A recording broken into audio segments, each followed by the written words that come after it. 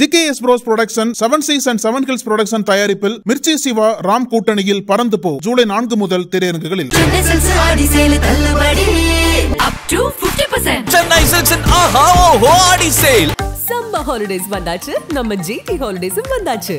GT holidays, south India's #1 travel brand. Nakkheeran நேயர்களுக்கு வணக்கம். இன்று நம்முடன் கருத்துக்களை பகிர்ந்து கொள்ள இணைந்திருக்கிறார் திராவிட இயக்க சிந்தனையாளர் வல்லம் பஷீர் அவர்கள். வணக்கம் சார். வணக்கம். கோவில் காவலாளி அஜித்குமார் மரண வழக்கில் போலீசார் கைது செய்யப்பட்டு விசாரணை நடந்து கொண்டு இருக்கிறது. நீதிமன்றமும் அதை கண்காணித்து வருகிறது.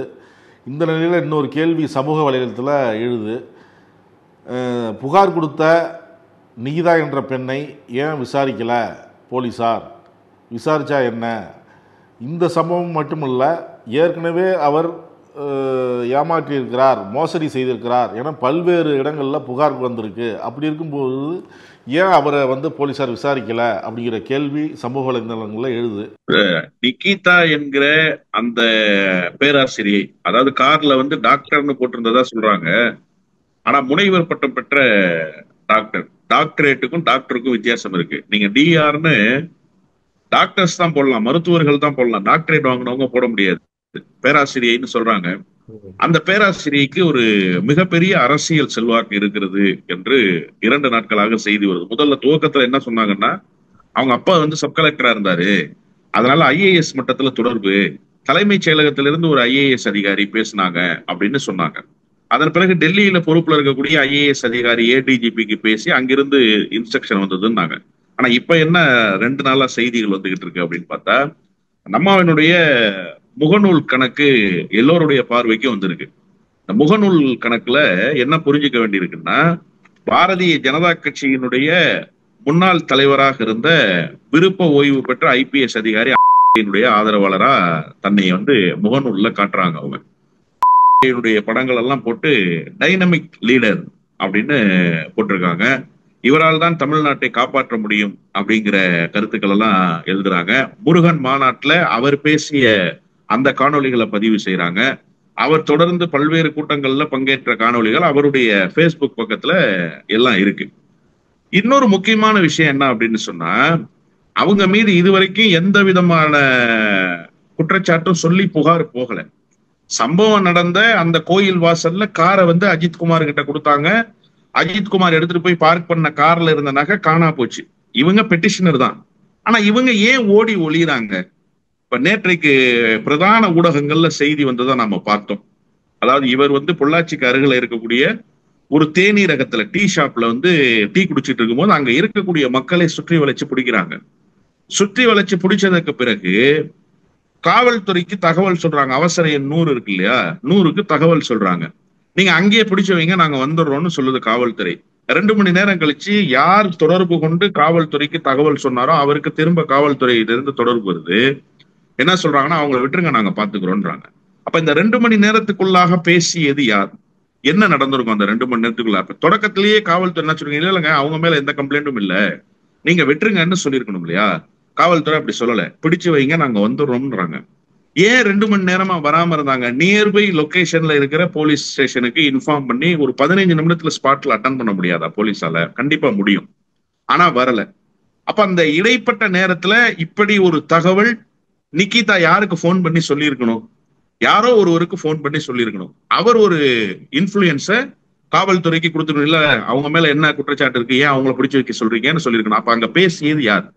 நிகிதா அங்கிருந்து நான் பிடிச்சு வைக்கப்பட்டிருக்கிறேன், மக்கள் என்னை சுற்றி வளைச்சிட்டாங்கன்னு யாருக்கு தகவல் கொடுத்தாங்க? இது மிக முக்கியமான செய்தி. இன்னொன்று, காவல்துறை தரப்புலயே ஒரு சின்ன தவறு நடந்ததாக நம்ம தொடர்ச்சியா பார்த்துட்டே வரும். இந்த சிசிடிவி ஃபுட்டேஜஸ் கவர் பண்றாங்கல்ல, இன்னைக்கு ஒரு பென்டிரைவ் இன்னைக்கு காலையில சிறப்பு நீதிபதியாக இருக்கிற நீதியரசர் ஜான் கிட்ட கொண்டு போய் அந்த அடிஷனல் டிஎஸ்பி கொடுத்திருக்காரு அப்படின்னு சொல்றாங்க. அது என்னன்னு கேட்டா, கோயில் வாசல்ல எடுக்கப்பட்ட சிசிடிவி ஃபுட்டேஜ். இந்த சிசிடிவி ஃபுட்டேஜ நெக்ஸ்ட் டே ரெக்கவர் பண்ணிடுச்சு போலீஸ். இந்த ரெக்கவர் பண்ண சிசிடிவி ஃபுட்டேஜ பத்தி உயர்நீதிமன்றத்தினுடைய மதுரை கிளையில கேட்கிறாங்க, ஏன் இந்த சிசிடிவி ஃபுட்டேஜ நீங்க முறையா எடுக்கல அப்படின்னு சொல்லி. அதற்கு காவல்துறை தரப்புல பதில் இல்லை. ஏன் முறையா எடுக்கலன்னா, என்ன முறையா எடுக்கலங்கிறதுக்கான விவரத்தை நான் சொல்லிடுறேன். இப்போ நீங்க ஒரு சிசிடிவி ஃபுட்டேஜ கவர் பண்றீங்க அப்படின்னு சொன்னா, அதற்கு ஒரு ப்ரொசீஜர் ஃபாலோ பண்ணி ஆகணும். காவல்துறை தரப்புல என்ன ப்ரொசீஜர் ஃபாலோ பண்ணணும் அப்படின்னு கேட்டீங்கன்னா, ஃபார்ம் 65B வந்து சப்மிட் பண்ணணும். எங்க சப்மிட் பண்ணணும்? எந்த இடத்துல இருந்து நீங்க வந்து அந்த சிசிடிவியை எடுக்கிறீங்களோ அந்த சிசிடிவிக்குள்ள, அதாவது தகவல் தொழில்நுட்ப சட்டம் இதைத்தான் சொல்லுது. எந்த மாதிரியான ஆவணங்களை கைப்பற்றினோம், அந்த ஆவணங்கள்ல என்ன மாதிரியான காணொளிகள், படங்கள் இடம்பெற்றிருந்தது, ஆவணங்கள் என்ன இருந்தது அப்படிங்கிறத குறிப்பெழுதி எந்த இடத்திலிருந்து கேப்சர் பண்றாங்களோ அந்த இடத்தினுடைய உரிமையாளர்கள், பொறுப்பாளர்களுக்கு கொடுக்கணும். ஹெச்ஆர்என்சி ஆபீசரை கூப்பிட்டு கேட்கறாங்க, இந்த மாதிரி சிசிடிவி ஃபுட்டேஜ் எடுத்தாங்களே, உங்கள்கிட்ட சொன்னாங்களா, இந்த ஃபார்ம் 65B கொடுத்தாங்களான்னு கேட்கும்போது இல்ல எங்களுக்கு எதுவுமே கொடுக்கல அப்படின்னு அவர் சொல்றாரு. அப்ப நீதிமன்றம் காவல்துறையை பார்த்து கேள்வி எழுப்புது, ஏன் இது வரைக்கும் நீங்க வந்து 65B ப்ரொடியூஸ் பண்ணாம இருக்கீங்க, எதுக்காக புரோட்டோகால்ஸை மீறுறீங்க, சிஸ்டத்துக்கு வெளியிலேயே தொடர்ந்து செயல்படுறீங்கன்னு காவல்துறைக்கு தன்னுடைய கண்டனத்தை தெரிவிக்கிறாங்க. அப்ப இந்த சிசிடிவி ஃபுட்டேஜ எதன் பொருட்டு சிஸ்டத்துக்கு வெளியில இருந்து இவங்க எடுக்கிறாங்க, ஏன் ப்ரொசீஜர்ஸை ஃபாலோ பண்ணல? இப்ப இந்த மாதிரியான சந்தேகங்கள்லாம் தொடர்ச்சியாக காவல்துறை மீது வர்றதுக்கு காரணம் என்ன அப்படின்னு பாத்தீங்கன்னா, நிகிதா கைது செய்யப்படல, அவர் விசாரணை வலயத்துக்குள்ள கொண்டு வரல, நேற்றைக்கு அவர் ஆஜராவார்னு சொன்னாங்க, நேற்றைக்கும் அவர் ஆஜராகல சிறப்பு நீதிமன்றத்துல, இன்றைக்கு காலை ஆஜராக போறாருன்னு சொன்னாங்க, இன்றைக்கு காலை ஆஜராகல. அப்ப காவல்துறை எதற்காக மெத்தனமாக இருக்கிறது? யார் அழுத்தம் தருகிறார்கள்? இவருடைய முகநூல் பதிவு, இவருக்கு இருக்கிற பாரதிய ஜனதா கட்சியினுடைய தொடர்பை வைத்து பார்க்கிற போது ஒருவேளை முன்னாள் தலைவராக இருந்த ஒரு நெருக்கடியை கொடுக்கிறாரோ, அவருடைய இன்ஃபுளுயன்ஸால தான் இந்த மாதிரி எல்லாம் சம்பவங்கள் நடக்குதோன்ற சந்தேகம் எழுது. இந்த சந்தேகம் எதன் பொருட்டு வருதுன்னா, இவ்வளவு பெரிய விஷயம் தமிழ்நாட்டுல நடந்துருச்சு இல்ல சார், முதலமைச்சர் நேரடியா இதுல தன்னுடைய கன்சர்னை வெளிப்படுத்துறாருல, அஜித்குமாரினுடைய குடும்பத்தார அமைச்சர் பெரிய கருப்பன் மூலமா தொடர்பு கொண்டு பேசுறாருல, தொடர்பு கொண்டு பேசும்போது சொல்றாருல, சாரிமா தப்பு நடந்துருச்சுமா, இந்த விஷயத்துல நாங்க ரொம்ப கவனமா இருக்கோமா, இதுக்கு உண்டான தண்டனையை பெற்றுக் கொடுப்போமா, நாங்க உங்க பக்கம் இருக்கோமான்னு சொல்றாருல. எதிர்கட்சிகள் இப்படி ஒரு குற்றம் நடந்துருச்சு, இதற்கு வந்து அரசு தான் பொறுப்பேற்கணுங்கிறதுல வழக்கமா இந்த மாதிரி நேரங்கள்ல வானத்துக்கும் பூமிக்கும் குதிக்கக்கூடிய ஒரு நிசப்தமாவே இருக்காரு. ஒரே ஒரு ட்வீட்டோட நிறுத்திட்டாரு. அதன் பிறகு அவருடைய குரல் என்ன? அஜித்குமாருக்கு ஆதரவா இருக்கா, நிகிதாவுக்கு ஆதரவாக இருக்கா, அரசை எதிர்த்து இருக்கா? அவருடைய குரல் என்னன்னே தெரியல. ஏன் இந்த நிசப்தமான அமைதி அப்படின்னு பார்க்கும்போது, இது எல்லாவற்றையும் ஒரு வட்டத்துக்குள் கொண்டு வந்து நிறுத்தினால் ஏதோ இதற்கு பின்னால் ஒரு சூழ்ச்சி இருக்கிறது, அந்த சூழ்ச்சி யாருடையதாக இருக்கும் என்பதை ஓரளவுக்கு யூகிக்க முடிகிறதுங்கிறது தான் இந்த விஷயத்துல இருக்கக்கூடிய பின்னால் இருக்கிற அந்த அரசியல் அதிகார பலம். ஆனா இப்படி ஒரு வேலை நடந்திருக்குமே ஆனால், இது வந்து எப்படி இயல்பாக தூத்துக்குடியில வந்து ஜெயராஜ் ஃபெலிக்ஸ் படுகொலை நடந்து அது அரசுக்கு மிகப்பெரிய பின்னடைவை தந்ததோ, அதுபோல ஒரு செயற்கையாக ஒரு சம்பவத்தை அரங்கேற்றி இருந்த சூழல்களை பயன்படுத்தி கொண்டு திமுக அரசுக்கு எதிராக இப்படி ஒரு லாக்அப் டெத் இருக்குன்னு சொல்லி அதை வைத்து அரசியல் செய்வதற்காக இது செய்யப்பட்டிருக்கலாம்ங்கிற ஒரு யூகத்துக்கு நாம வர வேண்டியிருக்கு. இப்ப நீங்க பாஜக முன்னாள் தலைவரை சொல்றீங்க, இதை பத்தி நயினார்ட்ட கேட்கும்போது அவர் என்ன சொல்றாரு, பொது இடங்கள்ல அரசியல் நிகழ்வுகள்ல பல பேர் புகைப்படம் எடுக்கிறாங்க, அந்த மாதிரி கூட எடுத்திருக்கலாம் அப்படிங்கிறாரு. இதை போய் இணைத்து பேசுவதா? நல்லா சொல்லியிருக்காரு அண்ணன் நயினார் நாகேந்திரன் சொல்லியிருக்கதை நான் வரவேற்கிறேன். ஒரு அரசியல் தலைவரோடு யாரு வேண்டுமானாலும் படம் எடுக்கலாம், யார் வேண்டுமானாலும் உடன் இருக்கலாம், ஒரு அரசியல் தலைவரை யார் வேண்டுமானாலும் பின்பற்றலாம். இந்த அளவுகோல் அண்ணா பல்கலைக்கழகத்துக்கு இல்லையே. அண்ணா பல்கலைக்கழக விவகாரத்துல நீங்க என்ன சொன்னீங்க? இந்த அளவுகோலோட அணுகுனீங்களா? இந்த ஸ்கேல் ஏன் அப்ப பாக்கெட்டுக்குள்ள போயிடுச்சு? இப்ப திடீர்னு ஒரு ஸ்கேல் நாகரீகமா எடுத்துட்டு வந்து வைக்கிறீங்கல்ல சார், அரசியல் கட்சி தலைவர்னா யாரு வேணாலும் பார்ப்பாங்க சார், அதையே தான் சார் நானும் கேட்கிறேன். அப்ப அண்ணா பல்கலைக்கழக விவகாரத்துல மட்டும் மா சுப்பிரமணியம் எங்கிருந்து குற்றவாளி கூண்டில் ஏற்றப்பட்டார்? அவருக்கு எங்கிருந்து நீங்க திமுகவினுடைய அடையாளத்தை குற்றவாளிக்கு கொண்டு வந்து கொடுத்தீங்க? அப்போ பாஜக என்றால் அந்த நாகரீகமான அளவீடு வந்துடும். எதிர்கட்சியாக இருக்கிற திமுக வேற சில கட்சிகளாக இருந்தால் உங்களுக்கு அந்த அளவீடு வந்து திரைமறைவுக்குள்ள போயிருமா? ஒரு விஷயம் தான் சார், ஏதோ ஒரு அரசியல் அதிகாரம் பின்னால் இயங்கி கொண்டே இருக்குது அப்படிங்கறத தொடர்ச்சியா நாம பாக்குறோம். பல குற்றச்சாட்டுகள், பியூரோக்ரசி தப்பு பண்ணிருக்கு சிஸ்டத்துக்கு வெளியில நின்று, அதுல ஒண்ணும் மாறுபட்ட கருத்தே இல்லை. பியூரோக்ரசி சிஸ்டத்துக்கு வெளியில நிக்கிறதுக்கு ஒரு அழுத்தம் வந்திருக்குல்ல, அந்த அழுத்தம் யார்? அதை கண்டறிய வேண்டியது தானே. இப்ப வழக்கு சிபிஐ பக்கம் போகுது, சிபிஐக்கு மாத்திட்டாரு முதலமைச்சர். சிபிஐக்கு மாத்தினதுல எனக்கு உடன்பாடு இல்லை. இப்ப ஏன்னு சொன்னா, நிகிதா என்பவர் பாரதிய ஜனதா கட்சியோடு தொடர்புடையவராக இருக்கிறார். சிபிஐ யாருடைய கைப்பாவையாக இயங்கும்னு நமக்கு நல்லாவே தெரியும். இப்ப இதெல்லாம் நிகிதாவை காப்பாற்றுவதற்கு பயன்பட்டு விடுமோ என்கிற அச்ச உணர்வுக்கு. ஆனா முதலமைச்சர் ஒரு நல்ல நோக்கத்துல அதை செஞ்சுட்டாரு. முதலமைச்சர் என்ன நினைச்சிட்டாருன்னா, மாநில அரசுக்கு கட்டுப்பட்டு இருக்கக்கூடிய காவல்துறையோ சிபிசிஐடியோ இந்த வழக்கை விசாரிக்கும்னு சொன்னா நிச்சயமாக நம்ம அரசுக்கு ஒரு அவப்பெயர் வந்துடும். நம்ம எந்த தப்பும் செய்யல, இதற்கு உண்மையிலேயே நீதி கிடைக்கணும். அதனால எந்த விசாரணையா இருந்தாலும் அதுக்கு முழு ஒத்துழைப்பு தமிழ்நாடு அரசு கொடுக்குங்கிற அடிப்படையில சிபிஐக்கு மாத்திட்டாரு. இப்ப பின்னால 2 நாட்களாக வேறு ஒரு சம்பவம் நடக்குது. அப்ப அண்ணன் நயினார் நாகேந்திரன் சொல்லட்டும், யார் வேண்டும்னாலும் படம் எடுக்கலாம் அப்படின்னா மற்ற விஷயங்களுக்கு வாய்க்கிலேயே பேசுறீங்கல்ல, இந்த விஷயங்களுக்கு சொல்லுங்க. சிபிஐக்கு ஒரு அழுத்தம் கொடுங்க, யாருன்னு கண்டறிய சொல்லுங்க. நிகிதாவுடைய போன் கால ட்ராக் ரெக்கார்டு எடுங்க, யார் யாருக்கு போன் பண்ணிருக்கிறாங்கன்னு பாருங்க. குறிப்பா இந்த விஷயத்தை கேளுங்க சிபிஐ தரப்புல இருந்து. நீங்க ஒரு அழுத்தத்தை கொடுங்க. நயினார் நாகேந்திரன் ஒரு அழுத்தம் கொடுக்கட்டும். முதல் நாள் ரொம்ப தெளிவா ஒரு அறிக்கை கொடுத்தாரு சார். காவல் வன்கொடுமை மரணங்கள் குறித்து அவருடைய அறிக்கையை முதல் நாள் பாத்தீங்களா இல்லையா ஒரு ஊடகவியலாளரா நீங்க? அந்த அறிக்கையில இருந்த தெளிவு அப்புறம் ஏன் இல்லைன்னு கேட்கிறேன். இத்தனை நாட்களா ஏன் அப்படியே அதுல ஒரு விலாங்கு மீன் மாதிரி தலையும் வாழையும் மாத்தி மாத்தி காட்டிக்கிட்டே இருக்கீங்க? கோயமுத்தூருக்கு போற வழியில பொள்ளாச்சியில பிடிபட்டாங்கல்ல, 2 மணி நேரத்துல காவல்துறைக்கு வந்த அழுத்தம் என்ன? நிகிதா யாருக்கு தொடர்பு கொண்டு பேசினார், அதை கண்டறிய சொல்லுங்க. அண்ணன் நயினார் நாகேந்திரனே கேட்கட்டுமே.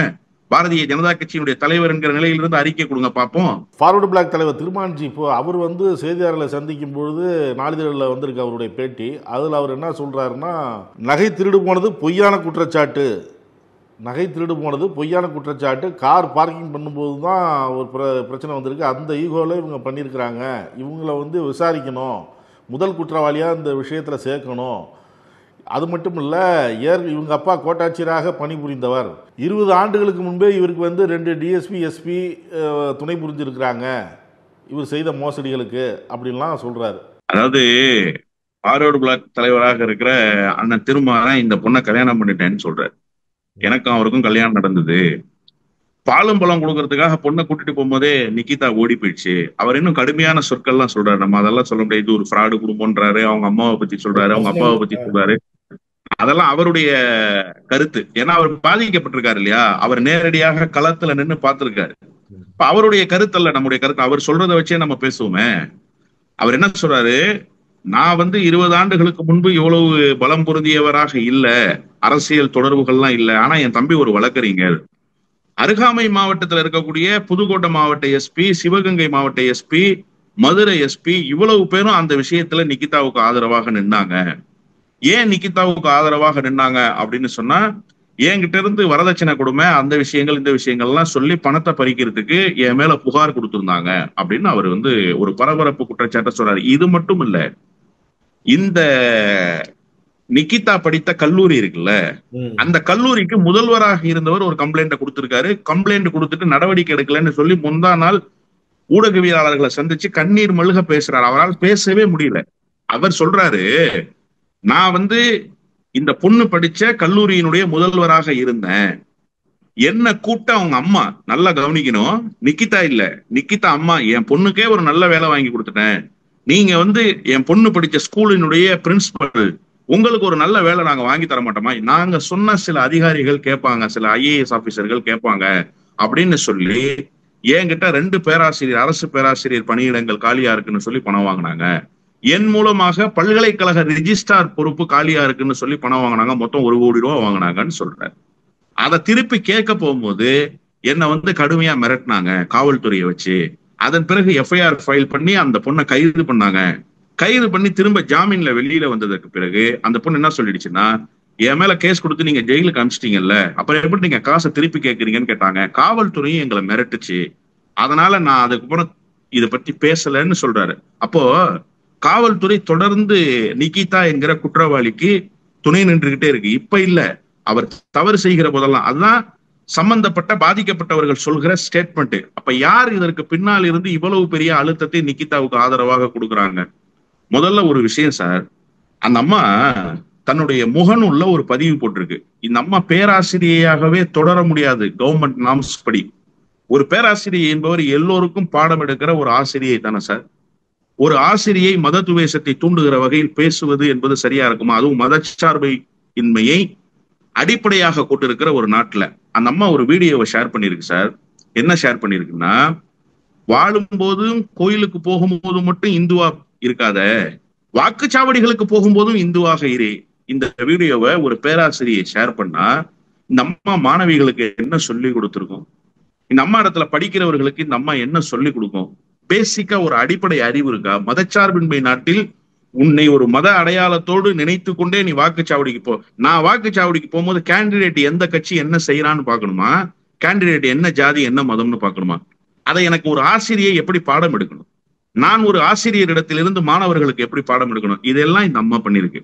திருமாறன் இன்னொரு முக்கியமான குற்றச்சாட்டை சொல்றாரு. இந்த குடும்பமே ஒரு ஃப்ராடு குடும்பம். அவர் சொல்லியிருக்கிற காணொலியில பத்திரிகையாளர் சந்திப்புல அந்த செய்தி இருக்கு. அந்த குடும்பமே ஒரு ஃப்ராடு குடும்பங்க, அவங்க அப்பா ஒரு ஃப்ராடு, அவங்க அம்மா ஒரு ஃப்ராடு, மொத்தமாவே ஃப்ராடு அப்படின்னு சொல்லி என்கிட்டயே பணம் வாங்கிக்கிட்டு தான் டைவர்ஸ் கொடுத்தாங்க அப்படின்னு சொல்றாரு. அவர் மீதே நிறைய குற்றச்சாட்டுகள் நிறைய பேர் அந்த பக்கத்துல சொல்லுவாங்க, மிரட்டினாரு பணம் வாங்கினாருன்னு சொல்லி. அதெல்லாம் நமக்கு தெரியாது. ஆனா அவரையே இந்த அம்மா மிரட்டி, இவங்க குடும்பத்துல இருக்கிறவங்க மிரட்டி பணம் வாங்கியிருப்பாங்க அப்படின்னு சொன்னா, தொடர்ச்சியாக மோசடி செய்கிற வேலையை அவங்க செய்யறாங்கிறது நமக்கு வெட்ட வெளிச்சமா தெரியுது. ரொம்ப முக்கியமான செய்தி, நாமளே 2 நாட்களுக்கு முன்பு நீங்க உங்களுடைய நேர்காணல்லே நானே சொன்னேன், நகை திருடியதற்கான ஆதாரம் ஏதாவது இருக்கான்னு சொல்லி. அதைத்தான் திருமாறன் கேட்கிறேன். நகைலாம் காணாம போயிருக்காதுங்க, இவங்க ஒரு ஃப்ராடு, தொடர்ச்சியா இந்த மாதிரி செய்யறவங்க, நகையெல்லாம் இருந்திருக்காது. நான் என்ன கேட்கிறேன்னா சார், இப்ப சிசிடிவி ஃபுட்டேஜ் இன்னைக்கு நீதிபதி இடத்துல ஒப்படைக்கப்பட்டிருக்கு சார். பென்டிரைவாக கொண்டு போய் ஏடிஎஸ்பி ஒப்படைச்சிட்டாருன்னு இன்னைக்கு ஊடகங்கள்ல செய்தி பார்த்தேன் 1 மணி நேரத்துக்கு முன்பு. இன்றைக்கு விசாரணை என்பது நிறைவு பெற்றுச்சு. சம்பந்தப்பட்டிருக்கிற டிஎஸ்பி, திருபுவனம் காவல்துறையினுடைய உதவி ஆய்வாளர், ஏடிஎஸ்பி 3 பேரும் இன்னைக்கு நேரில் ஆஜராகி இருக்கிறாங்க.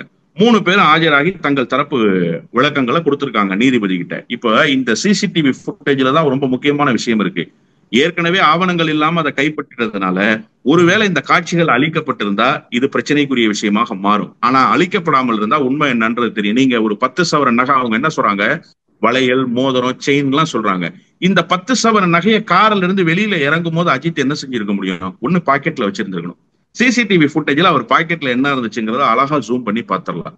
டெக்னிக்கலா அதுக்கு நிறைய வாய்ப்புகள் இருக்கு. அப்ப தெரிஞ்சிடும் நகை இருந்ததா, அஜித் இறங்கி எங்க போனாரு. ஏன்னா அஜித் இறங்கி வேற எங்காவது போயிருந்தாருன்னு சொன்னா அந்த நகையை கொண்டு போய் வச்சுட்டு வந்துட்டாருன்னு சொல்லலாம். அப்ப கோவிலுக்குள்ள வந்துட்டாருன்னா நகையை வச்சுக்கிட்டே கோவிலுக்குள்ள வருவாரா, திரும்பி வந்து சாவியை கொடுப்பாரா? சாவியை கொடுக்கும்போது இவங்க யதார்த்தமாவே இருந்தாங்களா? அப்ப அது அஜித்குமாரின் நடவடிக்கையில எந்த மாற்றமும் தெரியலையா? அதற்கு அடுத்து அஜித் எங்க போனார்? இதெல்லாம் சிசிடிவில பதிவாயிரும். அதைத்தான் அவர் சொல்றாரு திருமாறன். இல்ல இது ஒரு பொய்யாக ஜோடிக்கப்பட்ட கேஸாக இருக்கும், அப்படியெல்லாம் இருக்காதுன்னு அவருடைய எக்ஸ்பீரியன்ஸ்ல இருந்து அவர் சொல்றாரு. தான் ஒரு ஆடியோ வெளியிட்டு இருக்கிறார். அதுல ஒரு பெண் படித்து முன்னேறி இந்த அந்தஸ்துக்கு வர்றது பெரிய சவாலா இருக்கு, அந்த அளவுக்கு இந்த சமூகம் இருக்கு, முன்னேறது பிடிக்காத அளவுக்கு இருக்கு அப்படின்னு சொல்றாங்க. அஜித்குமார் மரணம் ஏற்றுக்கொள்ள முடியாத வேதனை. அஜித்குமாருடைய தாயார் அழுதாரோ இல்லையோ, நானும் என் தாயாரும் தினமும் அழுது கொண்டு இருக்கிறோம் அப்படிங்கிறார். ஒரு சின்ன எறும்பு கூட கொல்ல மனசு வராது அப்படிங்கிறாங்க. எந்த உயிரையும் கொல்லக்கூடாது அப்படின்னு தான் நான் பாடம் எடுத்திருக்கிறேன், உயிரை மதிக்கணும் அப்படின்னு புகார் கொடுத்தேன். நான் வந்துட்டேன், அதுக்கப்புறம் என்ன நடந்ததுன்னு தெரியாது. நான் யாருக்கும் எந்த ஃபோனும் பண்ணலை, என் ஃபோன் கால் ஹிஸ்ட்ரி வேணாலும் எடுத்து பார்த்துக்குங்க அப்படிங்கிறாங்க அந்த ஆடியோவில். ஆனால் அந்த ஆடியோ முழுமையாக கேட்டேன். எறும்பை கொல்ல வேண்டிய அவசியம் இல்லை சார். ஏன்னா எறும்பு யாரையும் எதுவும் செய்யாது. உங்களை ஏதாவது செஞ்சிருமா, இல்லை என்ன ஏதாவது செஞ்சிருமா? ஆனா அவர் எவ்வளவு பெரிய மனிதநேயமிக்க ஒரு பெண்மணியா திகழ்றாங்கன்னு எனக்கு ரொம்ப வியப்பா இருந்ததுன்னா, பாம்பையே அடிக்க மாட்டாங்க. அவங்க வீடு வந்து தோட்டப்புறத்துல இருக்கு, அங்க நிறைய பாம்புகள் வரும், பாம்பே அடிக்க மாட்டேன் அப்படின்னாங்க. உண்மையிலேயே வியக்க வச்சிருச்சு அவங்களுடைய அந்த ஆடியோ. நான் கேட்டுட்டு, எப்பேற்பட்ட அன்னை தெரசாவுக்கு இணையாக இருக்கக்கூடிய ஒரு பெருமாட்டியே இந்த சமூகம் இவ்வளவு பெரிய அவப்பெயரை தூக்கி அந்த அம்மா மேல வைக்குதே அப்படின்னு நினைச்சேன். இப்ப என்னன்னா ரொம்ப சிம்பிள்.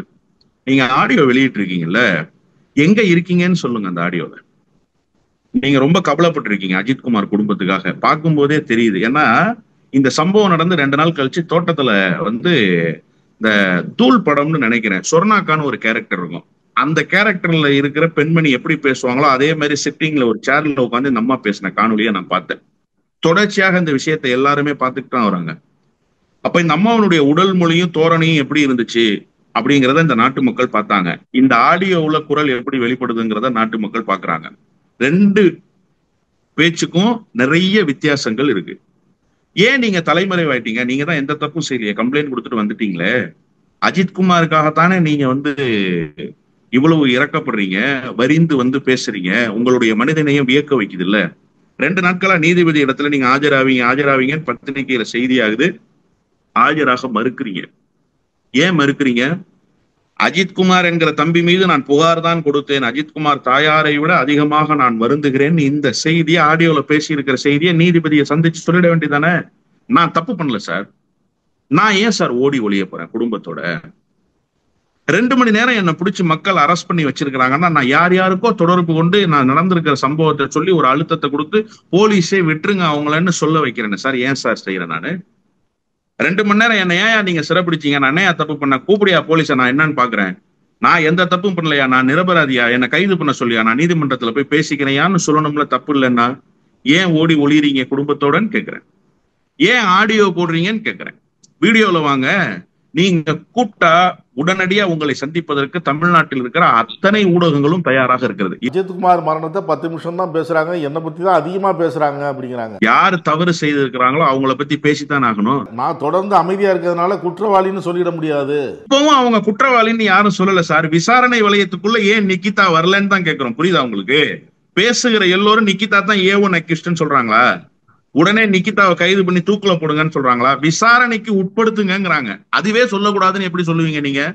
இன்னொன்னு, என்ன பத்தி நிறைய பேசுறாங்கன்னா பேசத்தான் செய்வாங்க. நீ கொஞ்ச நெஞ்சமா அயோக்கியத்தனம் பண்ணிருக்க. உன் பட்டியலை எடுத்து போட்டா குண்டாசு போடுற அளவுக்கு உன் மேல குற்றச்சாட்டுகள் சொல்லி இருக்கிறாங்க. பேராசிரியர் குற்றச்சாட்டு சொல்றாரு, உனக்கு பாடம் எடுத்த முதல்வர் சொல்றாரு, நீ வகுப்படுத்த மாணவிகள் உன் மேல குற்றச்சாட்டு வைக்கிறாங்க, உன்னை கல்யாணம் பண்ணேன்னு சொன்ன கணவர் உன் மீது குற்றச்சாட்டு வைக்கிறாரு. ஒரு மனிதன் எவ்வளவு குற்றச்சாட்டுகளுக்கு ஆளாக முடியும்? 15 ஆண்டுகள்ல சொல்லுங்க. அவ்வளவு குற்றச்சாட்டுகள் ரெக்கை கட்டி பறக்குது சார் இவர் மீது இருக்கிற குற்றச்சாட்டுகள். எல்லாம் காவல் நிலையத்துல புகார் கொடுத்திருக்கோங்கிற புகார் நகலை வைத்துக் கொண்டு பேசுகிறார்கள். வெறுமனே சும்மா பேசிட்டு போற. அவங்க சொல்றாங்க திமுகவில் இருக்கிற ஒரு ஒன்றிய செயலாளர் எனக்கு எதிராக சதி பண்றாரு, அவர் தான் செய்யறாருன்னு. அவர் தான் போய் திருமாறன் சொன்னாரா? உன் பழைய பொண்டாட்டி பத்தி உண்மையெல்லாம் சொல்லுப்பான்னு சொன்னாரா? அவர் என்ன சொல்றாரு திருமாறன்? எனக்கு இந்த நிக்கிதா தான் தெரியாம போச்சு, தெரிஞ்சா முன்னாடியே சொல்லியிருப்பேன், அதுக்கப்புறம் தான் பார்த்தா இந்த நாதாரின்னு எனக்கு தெரியுது. அவர் சொன்ன வார்த்தையிலேயே நான் சொல்றேன், என்னுடைய வார்த்தை இல்ல. இது ஒரு ஃப்ராடு குடும்பமாச்சே, அப்புறம் தான் எனக்கு இந்த உண்மை தெரியுதுன்னு அவர் சொல்றாரு. ஏற்கனவே நான் 3 முறை காவல் நிலையத்துல புகார் கொடுத்திருக்கேன் இந்த பெண்மணி மீதுன்னு சொல்லி, ஒரு மகனுக்காக அன்றாடம் கூலி வேலை செய்து தன்னுடைய வயிற்றை கழுவக்கூடிய ஒரு பெரியவர் பேட்டி கொடுக்கிறார் சார். VAO வேலைக்கு என்கிட்ட காசு வாங்கினாங்க 10 லட்சம் ரூபாய். அந்த ஊர்ல இருக்கிறவரே சொல்றாரு. அப்ப இந்த குற்றச்சாட்டுகளுக்கெல்லாம் யார் காரணம்? ஏன் நீங்க திடீர்னு திமுக ஒன்றிய செயலாளர் பக்கம் திருப்பி விடுறீங்க வண்டிய? நீங்க பிஜேபி ஆதரவாளராக இருந்துகிட்டு திமுகவுக்கு எதிரான செய்தியாக இந்த செய்தியை மாற்ற முனைவதனுடைய நோக்கம் என்ன? அதனாலதான் சொல்றோம் உங்களை விசாரணை வளையத்துக்குள்ள கொண்டு வரணும்னு. Simple sir. இப்ப இந்த அம்மா நிரபராதியா குற்றவாளியா என்பது அல்ல இங்கே செய்தி. ஏன் இந்த அம்மா இதுவரை விசாரிக்கப்படவில்லை? விசாரணைக்கு அஞ்சி ஓடி ஒளியதனுடைய மர்மம் என்ன? அவ்வளவுதான் செய்தி. அதை பேச சொல்லுங்க. கருத்துக்களை பார்த்து கொண்டதற்கு நன்றி சார். நன்றி. நக்கீரன் டிவிக்கு சப்ஸ்கிரைப் செய்யுங்கள். உங்கள் ஆதரவே எங்கள் பலம். ஆசிரியர்களுக்கு நண்பனாகவும் மாணவர்களுக்கு ஆசானாகவும் திகழும் தேர்வு வழிகாட்டி. ஒவ்வொரு பாடத்திற்கும் அனுபவமிக்க ஆசிரியர்களின் துல்லியமான தெளிவான விடைகள். CNC இருக்கு, தேர்வு பயம் எதற்கு? இது தீரன் பப்ளிஷிங் ஹவுஸ் விற்பனை வெளியீடு.